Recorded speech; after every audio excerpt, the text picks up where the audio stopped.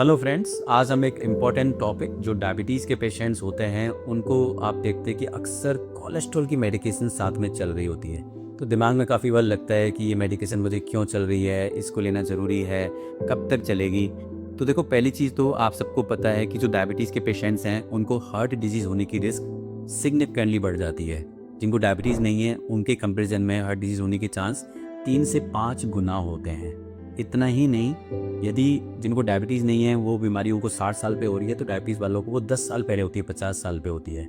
इसके अलावा वो एडवांस डिजीज़ होती है, उनको हो सकता है एक वेसल में हो, उनको हो सकता है 3 अलग-अलग वेसल्स में, मल्टी वेसल डिजीज़ जिसको बोलते हैं, वो डायबिटीज़ के पेशेंट्स में ऐसा होता है। तो जब हम हार्ट डिजीज़ प्रिवेंशन की बात करते हैं कि हम हार्ट डिजीज़ हमें रोकना है डायबिटीज़ के पेशेंट्स में, तो हमें पता है कि डायबिटीज़ कंट्रोल करनी है, बीपी कंट्रोल करना है। और एक बहुत इंपॉर्टेंट चीज़ होती है कि जो आपके बॉडी में लिपिड्स होते हैं, कोलेस्ट्रॉल की जो वैल्यूज़ हैं, वो एक बहुत इंपॉर्टेंट प्रिडिक्टर होता है हार्ट डिजीज़ का।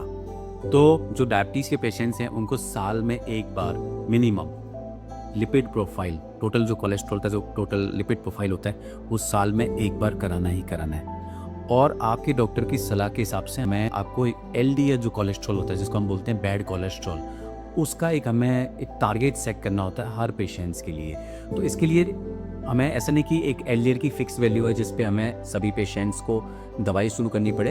हमें हर चीज़ देखी, हमें ओवरऑल हार्ट डिजीज़ की रिस्क देखनी पड़ती है कि पेशेंट्स की एज कितनी है, फैमिली हिस्ट्री है हार्ट डिजीज़ की नहीं है, कोई स्मोकिंग तो नहीं कर रहा है, और क्या रिस्क फैक्टर्स, हमको किडनी की प्रॉब्लम तो नहीं है, साथ में कोई पहले और कोई हार्ट से रिलेटेड कोई प्रॉब्लम तो नहीं हुई है। तो उसके बेसिस पे हमें एलडीएल के टारगेट सेट करने होते हैं। इन जनरल डायबिटीज़ के पेशेंट्स को जो बैड कोलेस्ट्रॉल, एलडीएल कोलेस्ट्रॉल है, उसको लेस देन 100 तो जनरली रखना ही रखना होता है।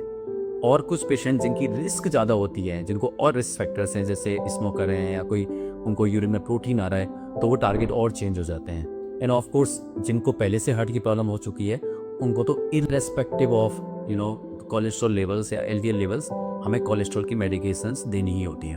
तो जो कोलेस्ट्रॉल की मेडिकेशन देने का जो सबसे इम्पॉर्टेंट पर्पज़ होता है वो होता है आपकी हार्ट डिजीज़ की रिस्क को कम करना। ये जो कोलेस्ट्रॉल की दवाई होती है ये अकेली ऐसी दवाई होती है जो आपको फ्यूचर में हार्ट डिजीज़ की जो रिस्क है उसको ऑलमोस्ट आधा कर देती है, 50% से ज़्यादा कम कर देती है।